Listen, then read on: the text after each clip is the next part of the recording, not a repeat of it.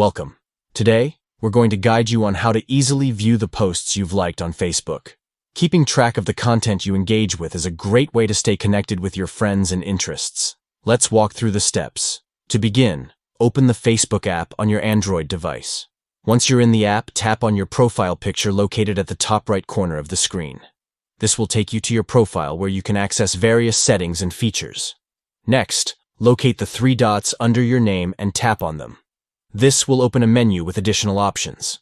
Select Activity Log from the menu to access a log of your recent activities on Facebook. Once you're in the activity log, you'll see a list of your interactions. To specifically view the posts you've liked, swipe left on a public post in the activity log.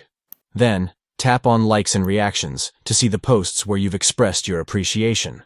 By accessing the Likes and Reactions section, you can easily revisit the posts you've liked on Facebook. This feature allows you to track your engagements and interests, helping you stay connected with the content that resonates with you.